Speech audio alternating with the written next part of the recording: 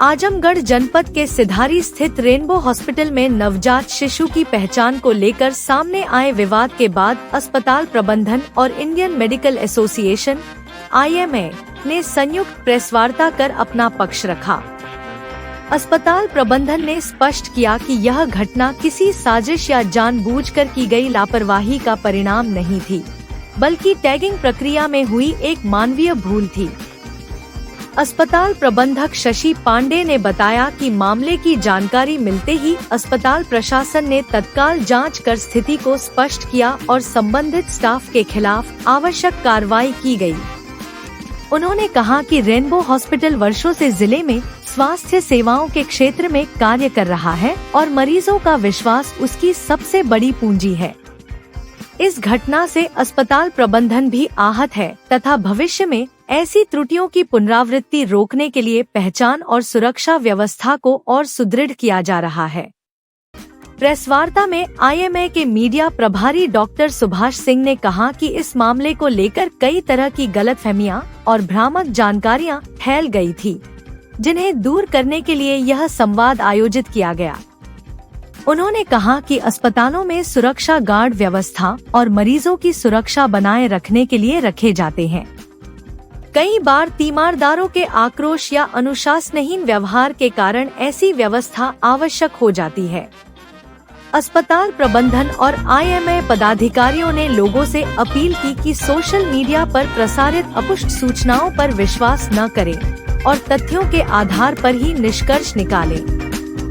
उन्होंने कहा कि एक दुर्भाग्यपूर्ण चूक के कारण अस्पताल की वर्षों पुरानी सेवा भावना और सामाजिक योगदान पर सवाल नहीं उठाया जाना चाहिए।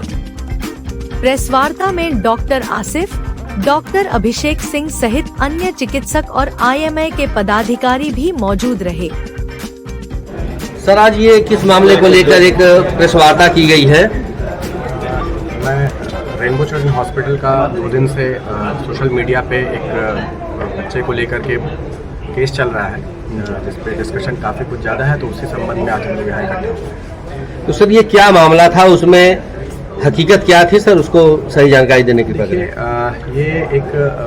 ये जो न्यूज़ आई है कि बच्चा बदल गया है, असल में हुआ क्या है कि बच्चा एडमिट हुआ था और उसके जो टैग होते हैं ड्यूरिंग बच्चा लंबा एडमिट था तो टैग चेंज हो गए, साफ़ सफाई या जैसे होता है टाइम पे डायपर चेंज करना है, टैग चेंज हो गए तो उसमें एक मिसअंडरस्टैंडिंग हो गई। वही एक मुद्दा है और कोई मुद्दा नहीं।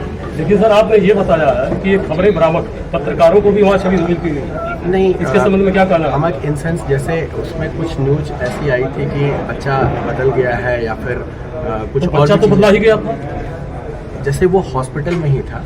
नहीं है, जब खबरों में यह आ रहा है कि कंचनपुर से बच्चे को लाया गया है, जी जी, तो हॉस्पिटल में कहाँ से?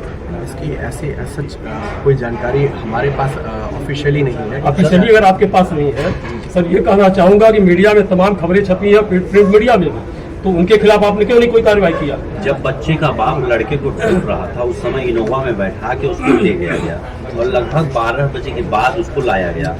वह क्या कहाँ? उसमें उनके मित्र गए थे। नहीं सर, वो खुद गया था, हमारे पास वीडियो। हाँ, वीडियो है आपके पास। उनके साथ में मनोहर गोयल जी थे, साथ में गए थे, लेकिन उनका कोई उससे मतलब बच्चे को लाने से या उससे कोई संबंध नहीं। उसके चंद मिनट पहले जो इनोवा आई, उसके चंद मिनट पहले एक एम्बुलेंस भी आई है जी, जिसमें वो बच्चा वो तो बच्चा एडमिट होने के लिए आया था। ठीक है, एक रूटीन प्रोसेस में एम्बुलेंस आती है, उससे बच्चा आता है, उसको एडमिट करने। वो बच्चा उसमें नहीं था सर। अनुराग भाई, एक सवाल मेरा और है, डॉक्टर साहब लोग धरती के भगवान कहे जाते हैं, उनके यहाँ गनर की आवश्यकता क्यों पड़ती है? क्या उत्तर प्रदेश सरकार की कार्यशैली पर विश्वास नहीं और उत्तर प्रदेश पुलिस पर भरोसा नहीं है? नहीं, ऐसा कुछ भी नहीं है। पुलिस पे हमें पूरा भरोसा है, उत्तर प्रदेश सरकार भी पूरा भरोसा है। फिर गलत करके इस तरह कानून किया जाता है लोगों का, ये कैसा? कानून व्यवस्था में पूरा हमको भरोसा है, लेकिन कभी कभी कुछ चीजें ऐसी हो जाती हैं जिसके लिए सुरक्षा की दृष्टि से रखा जाता है और कोई विशेष पर्पज नहीं होता है। आपने माना है कि हॉस्पिटल में गलतियां हुई है बच्चे को लेकर के? हम इस चीज को एक्सेप्ट करते हैं कि स्टाफ के, अगर आपने एक्सेप्ट किया है तो जिस स्टाफ द्वारा कार्य किया गया, क्या उसके विरुद्ध आपने कोई कार्रवाई किया है? उसका सस्पेंशन कर किया है तत्काल प्रभाव। कब हुआ जी? उसी दिन। उनके खिलाफ पुलिस में कोई कंप्लेन? पुलिस पे ऐसा कोई कंप्लेन नियमित तो होना चाहिए। अगर इस तरह की बातें हो रही हैं तो इसको क्या माना जाए? मानव तस्करी माना जाए या बच्चे का हेराफेरी माना जाए, तो आपने पुलिस में क्यों नहीं कंप्लेन अब तक किया? इस पे हम काम करेंगे। इसका जवाब सर मुझे चाहिए। जी मैं देता हूँ। नहीं साहब क्यों देंगे? मैनेजर साहब आप हैं, दीपक पांडे जी का हॉस्पिटल है, ठीक है, अगर वो नहीं आ सकते हैं तो मैनेजर साहब इस बात का जवाब ये। मीडिया को मीडिया को आप लोगों ने बदनाम किया है कि भ्रामक और गलत खबरें चलाई जा रही हैं। आज उसी मीडिया की आवश्यकता पड़ी है जो प्रेस में मौजूद होकर के आपकी खबरों को संचालित करेगा और चलाएगा। मीडिया की अगर मेरे किसी भी स्टेटमेंट से अगर किसी भी पत्रकार बंधु के भाई को कोई आहत हुआ है तो पहले सर मेरे प्रश्न का जवाब दे दीजिए। उनके खिलाफ उनके खिलाफ क्यों नहीं मुकदमा दर्ज करने के लिए प्रार्थना पत्र दिया गया? उस पर हम प्रोसेस कर रहे हैं क्योंकि अभी कल ही सारी चीजें हुई हैं, परसों सारी चीज ली गई है, उसके ऊपर अब हम एक्शन लेना शुरू। दूसरी चीज सर, लड़के की जगह लड़की का इलाज हो रहा है, लड़की की जगह लड़के का इलाज हो रहा है, ठीक। एक मुझे प्रश्न पूरा करने दीजिए। यदि उस लड़की को, जो लड़का तो चला गया, चिन्हों की लड़की थी, अगर आपकी दवाओं का साइड इफेक्ट है, उसकी मौत हो जाती है तो उसका जिम्मेदार कौन होता? आप होते हैं या उसका गार्जियन होता? इलाज जो होता है वो पेशेंट को देख करके होता है। नहीं, जब टाइप बदल गया, बच्चा बच्ची को पहचान नहीं पा रहे हैं तो इलाज तो बच्चे का ही बच्ची के साथ किया जा रहा है। दोनों को एक सेम बीमारी तो हो रही नहीं होगी, दोनों क्रिटिकल थे, थोड़ा सा नहीं क्रिटिकल बात अलग है, बीमारी अलग है।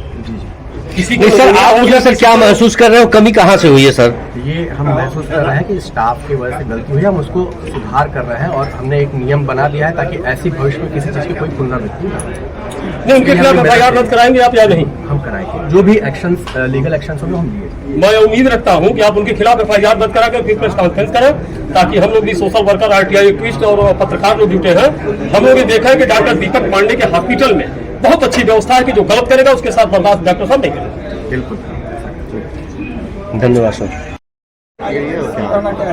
देखिए, आईएमए को लेके जो अभी तक हमारे हॉस्पिटल से सूचना दी गई है, तो मैं अक्षरशः चीज़ें जो अभी मित्र मुझे बता रहे थे, तो मैं कहना चाह रहा था कि जो मैंने सबसे पहले कि मिसअंडरस्टैंडिंग की वजह से चीज़ें हुई थी, लेकिन एज ए डॉक्टर और टेक्निकल, अब इन्होंने एज ए मैनेजर बात की, मैं एज ए डॉक्टर बात करता हूँ। ये चीज़ें नहीं हुई थी कि टैग का मतलब ट्रीटमेंट के चार्ट चेंज हो गए। ट्रीटमेंट का मतलब 4 नंबर बेड पे कोई बच्चा है तो 4 नंबर बच्चा जो था, और या मान लीजिए 8 नंबर पे कोई बच्चा है तो 4 नंबर के बच्चे का ट्रीटमेंट 4 नंबर के हिसाब से चल रहा था। लेकिन जब हैंडओवर हुआ तो सबको ये पता था कि 4 नंबर वाला बच्चा इनका है या 8 नंबर वाला बच्चा इसका है। आईएमए हमेशा इसमें रहता है कि एटलीस्ट मिसअंडरस्टैंडिंग इस लेवल पे हुई, लेकिन जैसे मैंने पहले भी बोला था कि कोई दवा लिया गया, जब तक इंजेक्शन लगा नहीं तब तक जो फॉल्ट है वो मैनुअल फॉल्ट है, और जैसे इंजेक्शन लगा वो एक अलग क्रिमिनल ऑफेंस हो जाता है। तो उसमें ऐसा नहीं हुआ था, बस ये सूचना थी कि जो 4 नंबर वाला इनका है या 8 नंबर वाला इनका है, ट्रीटमेंट उनके रिस्पेक्टिव ट्रीटमेंट के हिसाब से ही चल रहा है। तो ये टेक्निकल चीजें हैं। मेरी बात हुई थी डॉक्टर साहब से, तो उसमें उन्होंने बताया कि टेक्निकली रूप से ऐसा नहीं था कि ट्रीटमेंट अलग अलग चल रहे थे, ट्रीटमेंट अलग चल रहे थे, लेकिन ये पता था कि हमारा बच्चा 4 नंबर का है, उनका बच्चा 8 नंबर का है, तो इस ढंग से वो चल रहा था। दूसरा हमारा ये कहना है कि कहीं भी जो भ्रामक है, और हॉस्पिटल प्रशासन की ओर से मुझे नहीं लगा कि कहीं भी ये पोस्ट किया गया कि कोई भी मीडिया के मित्र ने भ्रामक खबर कराई गई है। वो शायद मीडिया के मित्रों में भी आपस में ये चीजें लिखा है, कहीं भी किसी भी हॉस्पिटल के डॉक्टर्स ने कभी पोस्ट नहीं किया, या आईएमए की ओर से भी किसी भी डॉक्टर ने नहीं पोस्ट किया कि आप भ्रामक खबर है। और मैंने आते ही कहा कि हम भी ये नहीं कह रहे हैं कि किसी भी बंदे ने कोई गलत खबर चलाई। उन परिस्थितियों में आया, उस समय परिजन अगर परेशान थे, उस समय की न्यूज अलग थी, और जैसे उनके परिजनों का सेटिस्फेक्शन हो गया कि ठीक है, चीजें कम से कम ट्रीटमेंट सही चला या बस चीजें जो रिप्लेस हुई थी वो हो गई, तो उसके बाद उनके भी अपने संतोष हो गए। अगर इतना असंतोष ट्रीटमेंट को लेकर होता तो उनका डेफिनेटली इससे ज्यादा भी होता है। कोई भी बच्चे के मामले में कंप्रोमाइज नहीं करता, भले लोग कोई कहे कि कंप्रोमाइज करता है, वो ये कर सकता है कि जिस समय गुस्सा रहता है उस समय गुस्सा दिखाता है, जब चीजें सही हो जाती हैं तो आदमी भूल जाता है। जैसे आप रोड पे जाते हैं और कभी चोट किसी से लग जाता है, उस समय गुस्से में कह जाते हैं, लेकिन जब घर पे जाते हैं तो भूल जाते हैं उस बात। तो वही वाली बात है कि जब तक कि इतना भीषण एक्सीडेंट ना हो जाए जो आप भूल ना पाए। तो मेरा वही कहना है कि किसी भी हॉस्पिटल या आईएमए द्वारा कहीं नहीं कहा गया है कि भ्रामक में एक दो जगह, हाँ मैं इसका खंडन करता हूँ कि मैनुअल मिस्टेक्स को इंटेंशनल रूप से न लिया जाए कि बच्चे की तस्करी किया जाता है या बच्चे का रूप पैसे के रूप में लड़के को लड़की में चेंज कर दिया जाता है। इस तरह का कोई भी इंटेंशन ना प्रशासन का है, ना हॉस्पिटल प्रशासन का न है, ना आईएमए का कोई भी डॉक्टर ये करता है कि कोई अपना लड़की लेके आए उसको लड़का थमा दिया जाए। इस तरह की चीजें मैंने वही हॉस्पिटल प्रबंधन ने कहा कि ये हो सकता है कि उस टैग की वजह से उस समय दे दिया। लेकिन और एक चीज मैं और कहना चाहता हूँ, जो रेनबो हॉस्पिटल है वो एक्चुअली मैटरनिटी केयर सेंटर नहीं है। तो मैटरनिटी केयर सेंटर नहीं है तो ये भी नहीं हो सकता कभी कि जो परिजन लेके आए उसको न पता रहे। वो मान लीजिए अतरौलिया में डिलीवरी हुई, अतरौलिया से लेके अगर रेनबो तक आएगा तो उसको एग्जैक्टली पता रहेगा कि मेरा बेटा है कि बेटी है। और वो क्या कहते हैं, ये उन इंसिडेंट्स में होता है कि किसी के गायनी सेंटर भी है, पीडिया भी सेंटर है, वहीं से डिलीवरी करके वो एनआईसीयू में चला गया और एक साथ 4-5 डिलीवरी हुई और बच्चा एक्सचेंज हुआ। लेकिन अगर चूंकि हमारी कोई डिलीवरी अतरौलिया में होती है, अतरौलिया से हम लेके आते हैं तो हम श्योर रहते हैं कि हमारा बेटा है या बेटी है। तो ये परिजनों को एकदम क्लियर कट पता रहता है जब किसी पीडिया सेंटर पे जाता है कि मेरा बेटा है और ये चीजें। तो मेरा ये हमेशा मानना है